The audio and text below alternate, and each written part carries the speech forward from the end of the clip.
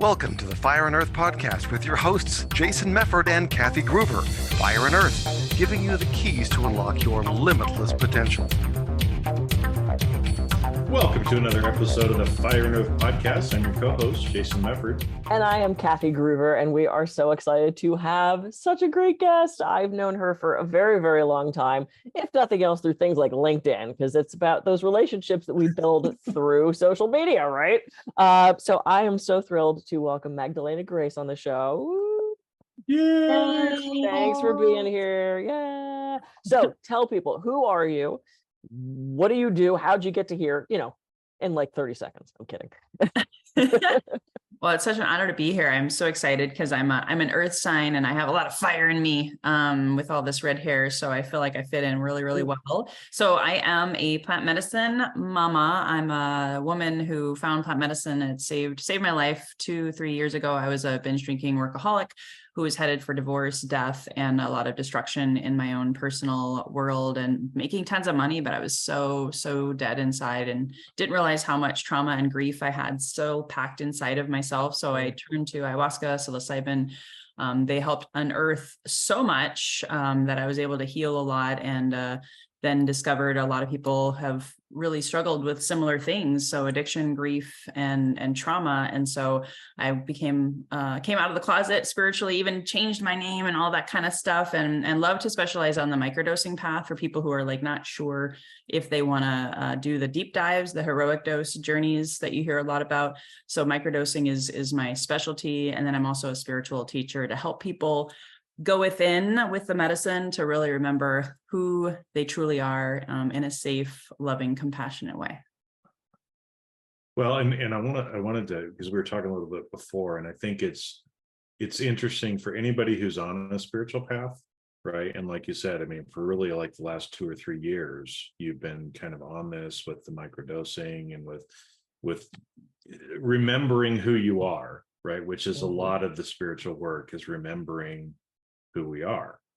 And some people along that path change their name, which you actually did. So I wanted you to share a little bit about that, because, for a lot of people, it's like, this is normal, but a lot of people look at it and think, well, that's kind of weird, right? But maybe just kind of explain, your journey on that, because I think a lot of people, there's the whole idea of shamanic death, and of kind of the old you dying and you becoming someone new, that unless somebody's kind of gone through it, they don't quite understand it. And a lot of times people don't really share what that process looks like too, right? And so a lot of people going down the journey are like, what the fuck is happening to me, right? And they think something is really weird, when it's like, no, that's part of the process, right? That you actually go through.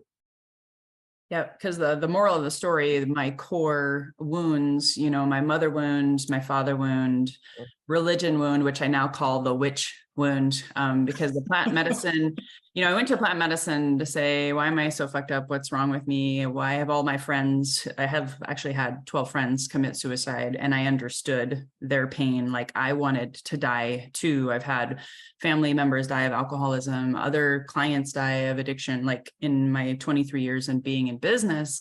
And so I had all this grief weighing me down. And I'm an empath. So every time someone died, a huge part of me died with them. And I lost myself. I lost myself in alcohol, social media, scrolling. I lost myself in my marriage. I was never really happy. I lost myself in so many things. And the plants basically taught me that I had, my ego was on steroids, and I had fallen prey in many lifetimes, been killed as a woman and shut myself down. And then in this lifetime, shut down as a little girl many, many times. And society does that for everyone, men included.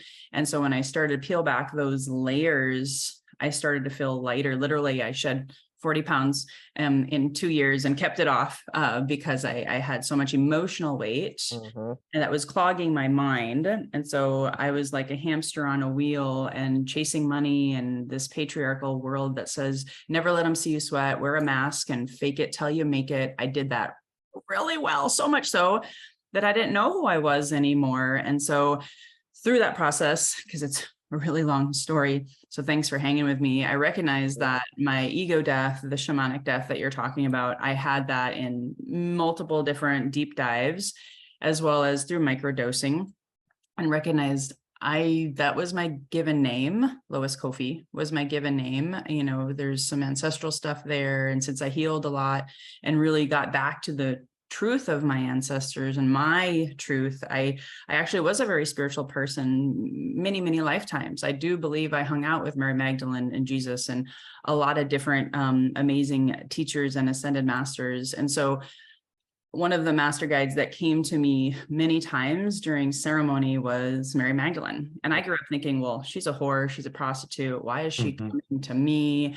And she was like, yeah, that's not true, just by the way. And so then I started studying and researching, and she gave me permission to really, truly come back to my divine feminine, divine masculine, sacred union within. You know, hey, she's hanging out with Jesus. They kind of know what they're doing. And it wasn't the true story that I grew up with, right? So as I started to give myself permission to be my true self, you know, she became one of my teachers. And then that's the Magdalena. And then just the grace piece was I was given so much grace, because I could have been dead many times in the past several years, and I wasn't. So the grace that was afforded to me, I want to pass on to my clients. And then I'm a Viking Germanic pagan of origin, way back. I've even, you know, seen it under the medicine and talked to my ancestors and got the real, true story of the Christian conversion and why all the pagans and stuff and the runes and all these magical things were completely shut down, as well as women. I was visited by another master guide called Misty, and she's with the Valkyrie, if you know anything about Vikings and Freya and Woden and all that kind of stuff. So I was given that name by the spirit world, if you will. And I just decided, you know, that old person who a lot of people know as this sales guru and all of these labels that society had, you know, given me, and that I wore like a bag over my head. I was like, yeah, that's not me anymore. She's got to go. And I've been studying a lot of spiritual teachers, working with mentors in the plant medicine space, and they all changed their names. So I was like, hey, I'm going to do this because Misty Magdelena Grace, Magdalena for short, is really my truest self and truest essence, my sacred name. I love it. I have so many questions. We have to sit down and chat, because there's so many. And I think it's funny, and it's synchronicity, right? I mean, on an earlier episode that Kathy and I recorded today, we were talking about, you know, kind of the put down in history of women, and Mary Magdalene is one of those beings who, you know, the Black Law, whatever you want to call it, that has tried to kind of distort human history, has labeled her, like you said, as a whore, as a prostitute, as this evil woman kind of thing. And that is not who she is. No. Right. And you've gotten to see who she is. And so it's beautiful that some of those false teachings, right, are now falling away. Yeah. Well, and it's funny because we're also talking about who our favorite literary character is, and mine is Morgan Le Fay from Mist of Avalon.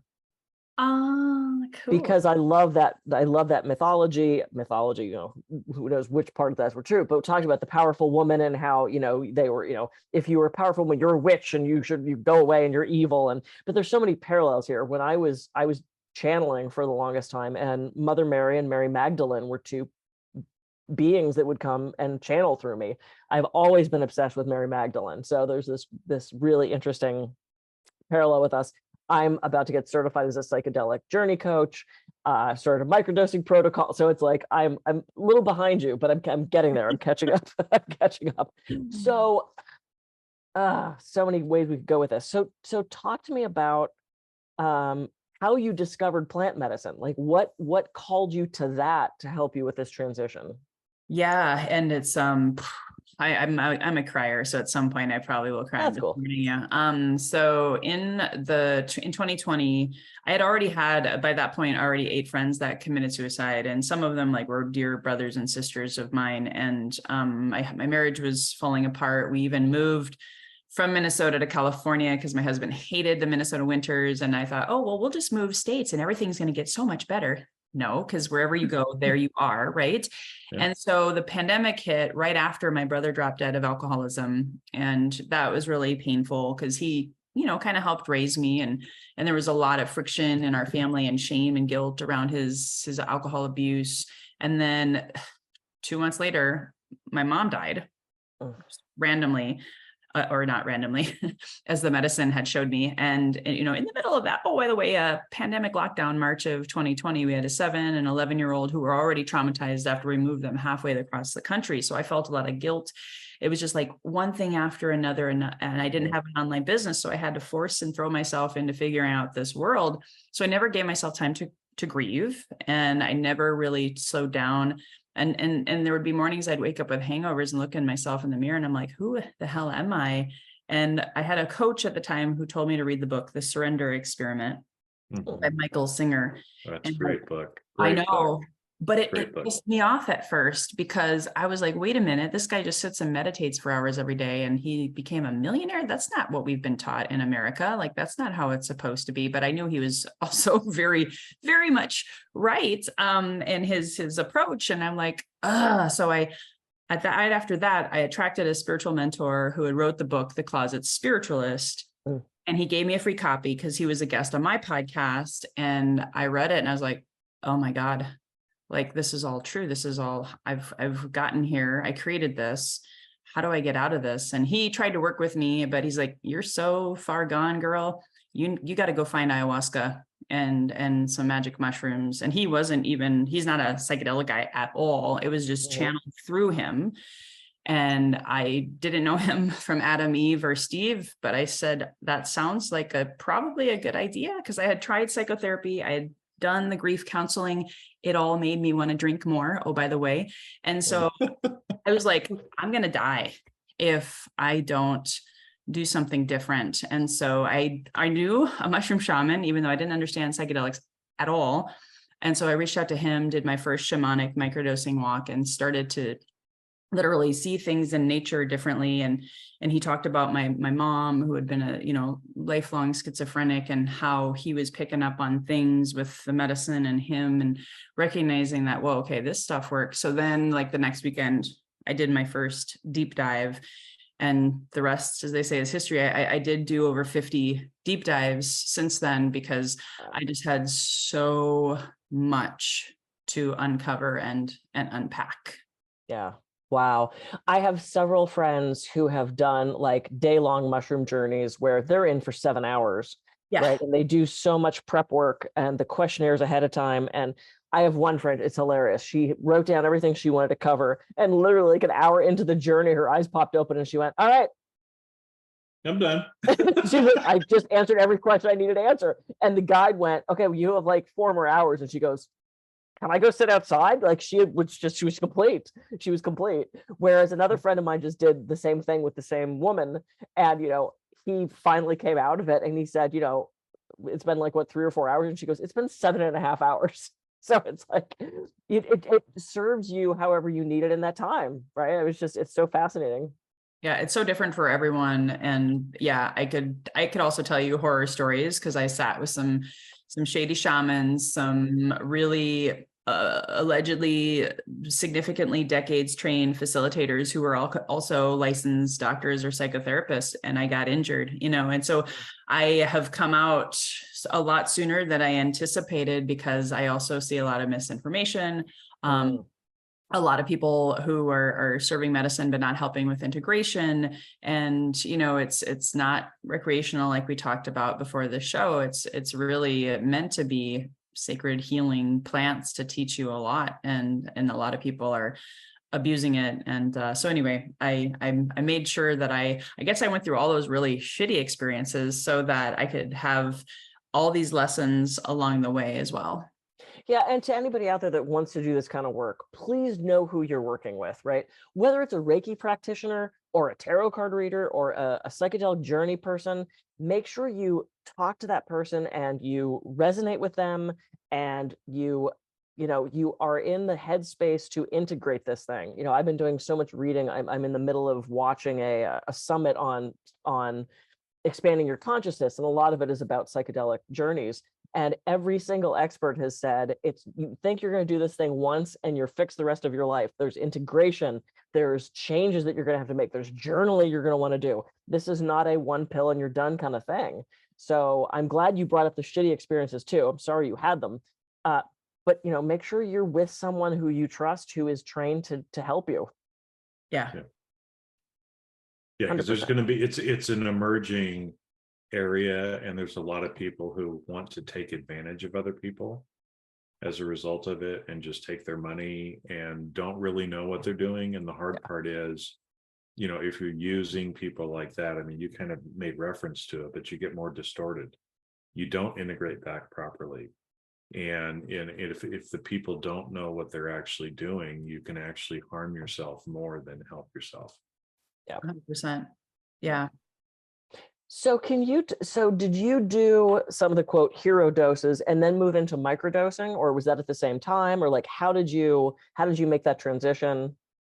Yeah. And that's a great story. And also we'll segue into why I became a microdosing coach, because I did microdose first. Like I shared with you, I did that walk with a guide, just microdosing. Like we're going to say, I can't even remember because it was so long ago, but I think it was like maybe 300 to 400 milligrams of psilocybin. But then I tried to do the microdosing on my own, and a lot of scary stuff came up. It was really, really hard. Plus I was addicted to alcohol. I wasn't giving up the alcohol completely. I didn't have a coach. So it freaked me out, and I stopped and just focused on the deep dives for 1 full year. And I already kind of knew, because I have a background in health and fitness. I was a personal trainer, kitchen clean out, grocery store tour, nutrition gal for 17 years. So I had already coached over 10,000 people in health, fitness, weight loss, nutrition, getting off medications, and all that kind of stuff. So I know how when you're doing some kind of habit change, you got to have a coach. Well, you can buy stuff from sources, but guess what? None of them are really good coaches. They might have good stuff or not, because that's also dangerous in this world of everyone wants to make money off of psychedelics, right? So I needed the deeper dives to shut this off and to go really inward. So I averaged about 1 to 2 deep dives, a month for a year. I also did somatic breathwork therapy. I also did found Kundalini yoga. All of this stuff now I include in my journeys with my partner and how we help people mind, body, and spirit. So once I healed a lot of the grief, the trauma, processed more of it, integrated more, then and only then was I personally ready. And I have found that with about a third of my clients, the microdosing it's not even worth the time and money. They got to go to the deep dive route first. And that was me. And so then I started microdosing a year later. Now that I also had way less alcohol in my system, I actually was doing the breath work and supporting myself, meditating, started a meditation practice, which I didn't have, when I started this path. And so I could meditate with the medicine and have those little, like 4 days on, 3 days off experiences. And then I was getting even better results and referring people to my mushroom shaman and to these sources, and they weren't getting results. They were literally pissing money away or having inconsistency and not really taking it seriously, not meditating, not setting up sacred space. And I was like, okay, I can't keep watching this anymore. So I went and started working with clients one-on-one. And now I specialize in psilocybin and ayahuasca microdosing with people who are really ready to set up that sacred space, to meditate, to develop a relationship with the medicine. Because like you said, no joke, or maybe pun intended, people are looking for a magic pill, a quick fix. I saw it. That's why I got out of the fitness industry. I was just freaking tired of people wanting to lose 10 pounds yesterday. Thank you, 80s fat-free and hydroxycut nation, right? And I was like, no. This is a 3 to 6 month minimum path for microdosing if you want lasting results. And oh, by the way, you're not just going to swallow a pill and go about your day. I mean, I see a lot of people getting anxiety attacks because of that. And again, not really understanding what's possible with speaking that intention to the medicine and then sitting with it, like in your own little spiritual space, that's where my clients get major results in just 30 days. They got to take it seriously though. I've had some people come to me and they still think it's a magic pill to fix their brain and get rid of their addiction. And I'm like, no. Well, and you touched on something that's so important, whether it's microdosing or the plant medicine or anything, is your intention. Yeah. Right. That there is so much power in intention. And without intention, you don't have any of the lasting results. Right. And that's why intention is so important. And it doesn't even have to be like, one of my teachers, some of the stuff that I do is kind of ritualistic. Right. And so some people, because of our religious upbringing, we feel like, oh, Holy Father, blah, blah, blah. Like you have to do all this kind of stuff. And he's like, no, you just set your intention and you just say this. And it's like, it's really that simple. Yeah, it's really that simple.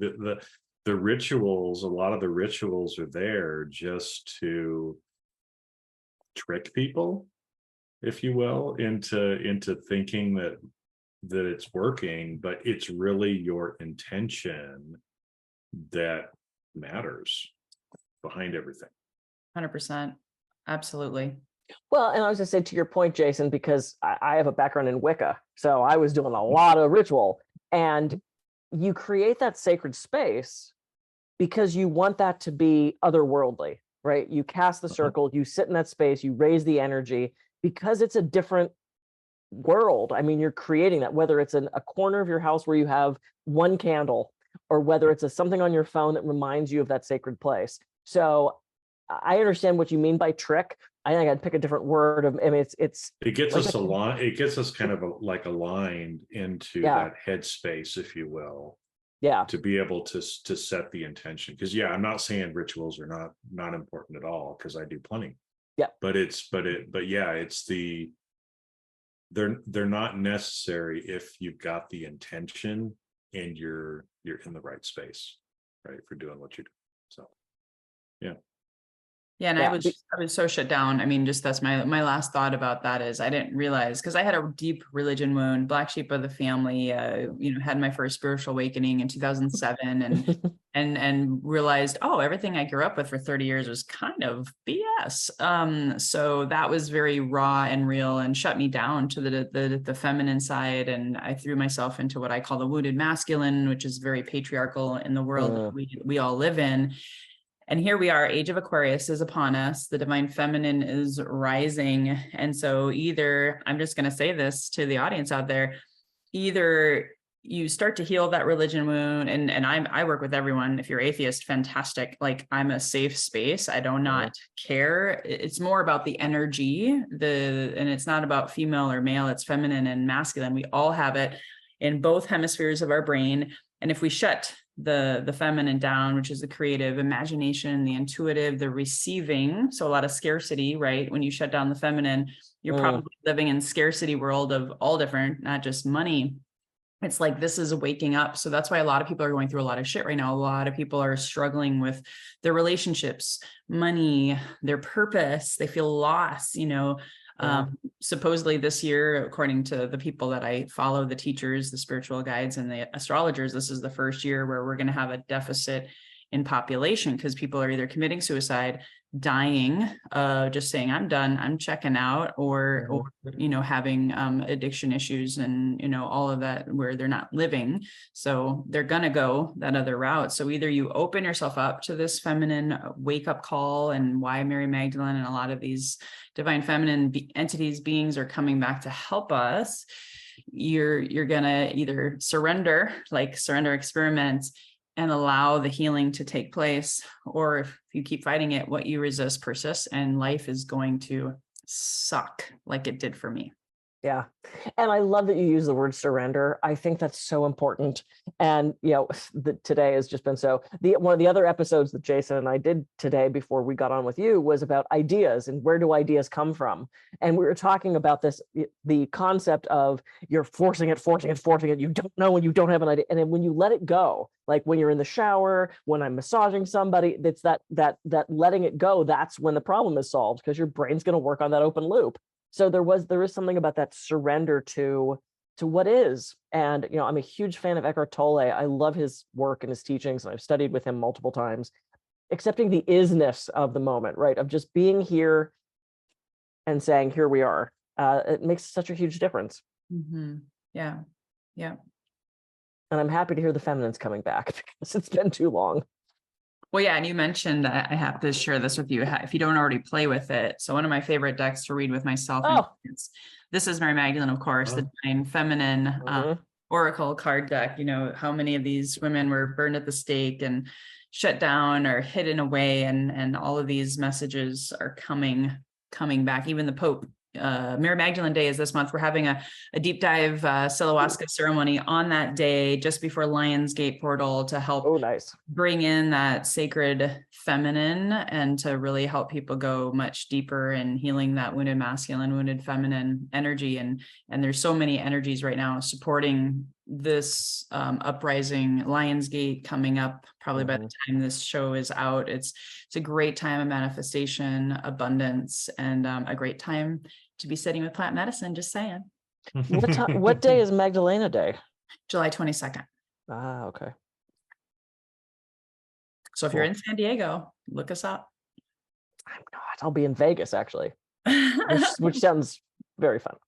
I will have to do something on that day. Yeah, I have the deck that you held up. I think I have the same company, but I have the Kuan Yin deck and I have the Mother Mary deck that has the rose. I have those. It. I have those as well. So good. Yeah. Very, very good. Okay, so of course we're getting close to wrapping up already. Is there anything about your journey or that you feel the people listening at this moment in time need to know right now? My favorite thing, and this is something my husband and I are specializing in. Oh, by the way, my husband remembered who he truly was, which is an African shaman. So now we hold space for people, and like literally you are double protected because sitting with a real shaman who goes into the other worlds and he can see your ancestors, he can see the dark energies and help remove them. Like that's a profound way to sit with medicine. However, what we discovered is that not only is the divine feminine, which is still ancestral, and a lot of us are carrying generational trauma. A lot of people will think of childhood trauma and all of that, which is so much our ancestors coming back and saying, guess what?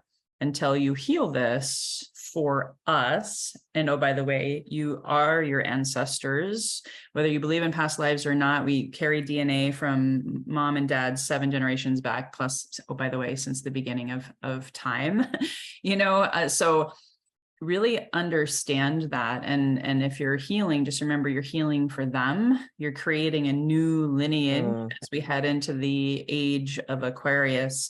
And if you look at it that way, it also, I don't know, for me at least, it empowered me to know I've been here before. My ancestors are the wise and healed ancestors are there cheering us on. And the stuff that we go through, the shadow and the pain, is so worth it as long as you get the right help in order to transmute it. Because again, since your body carries all that DNA, you gotta purge it. And ayahuasca, pooping and vomiting, hello, some of the best stuff, somatic, crying, shivering, all of that stuff is really, really worth it. Because some people get scared and they're like, is that really worth it? Can't I just go get a Reiki session? Can't I just go and talk to an ancestral person? I did all of that.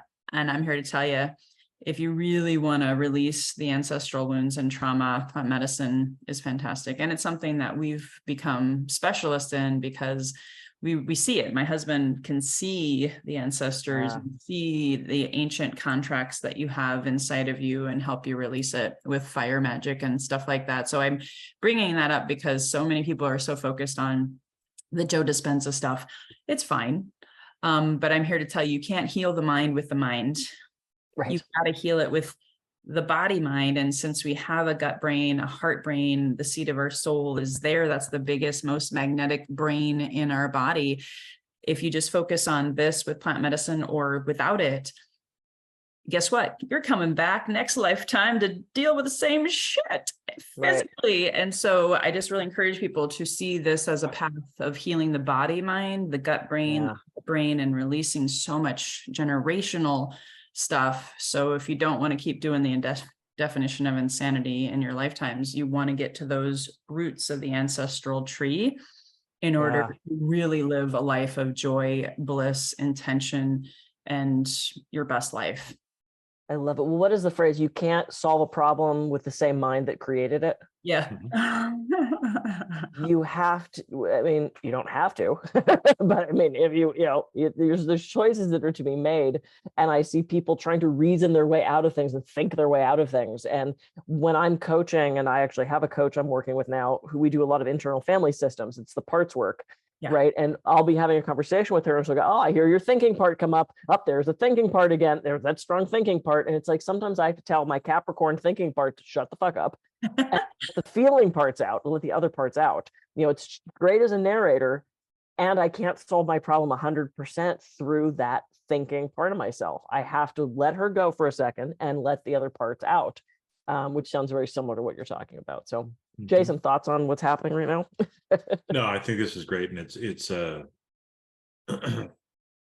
everybody that's listening, believe it, don't believe it. It's up to you, right? Do it, don't do it. It's up to you, right? Do it this lifetime, do it next lifetime. It's up to you, right? I mean, and I think that's the, part of the point too, is nobody's here to force you to do anything. In fact, that's probably one way to kind of tell and differentiate some of the charlatans from some of the people who are truly tapped in, is, there's universal laws that we have to live by and codes of conduct that we have to live by. And if somebody is telling you have to do it this way, and you can only do it this way, and you must do this, there's probably something else going on there, right? Because again, we all have free will, we all have free choice to do what we want to do. What do you want to do, right? And if this episode speaks to you, I mean, Magdalena has had an amazing journey, and she has the courage to step forward and help people and talk about it openly. That she comes from a pure heart of wanting to help people, right? Not everybody in this space is that way. You can sense it in people as you kind of tap in. So do it, don't do it. It's up to you, right? We're just here providing the information. But if something in this episode pricked you, then just dip your toe, start going in, start doing something, right? And see where it takes you. Yeah. Woohoo. Magdalena, where can people find you, reach you? What's a good website, social media, all that good stuff? Yeah, thank you. And I'll make sure I'll give you all these links, because I know it's going to be a little confusing because I'm in transition of the old Lois Kofi and the new Magdelena Grace. So at the time of this recording, the simplest way is look up Healthy and Wealthy and Wise podcast. That's that link I'll give you guys as well. I'm relaunching, fully coming out of the closet as Misty Magdelena Grace. So right now, all of my LinkedIn, Instagram, the URLs still say Lois Kofi. And I don't even know that that's going to change. It's still a great way to find me, but my name is different on the profiles themselves. So LinkedIn, Instagram, and Facebook, I have a Healthy and Wealthy and Wise podcast community where I live stream and lead meditations, talk about psychedelics, shamanism, et cetera, et cetera. And then if you want free classes and go and watch, subscribe to my YouTube channel and my website where I talk about this stuff ad nauseum. And there's tons of breakthrough testimonials with our clients Microdosing for Health. So microdosing, the word FOR, health.now.site. As of today's recording, I'll probably be getting a domain for that, but I really want to be known as a microdosing coach first and foremost, and helping people start, like you said, dip the toe into the journey to see if it's even really the right path for you, because it's definitely not for everyone. Yeah, I love it. I love it. I'm so happy that we connected at the exact moment we did. And literally the first time when we started having this conversation, you were Lois Coffee. And when I went the other day, you had a different name, and I went, something happened, and we get to hear about it. And good for you. I love that you stepped out of the closet, and we're so happy to have you out into the living room with everybody else. I'm Kathy Groover. I can be reached at kathygruver.com. I'm Jason Mefford. I can be reached at jasonmefford.com. So go out and have a great week. Dip your toe, and we'll catch you on the next episode of the Fire and Earth podcast. See ya. See ya.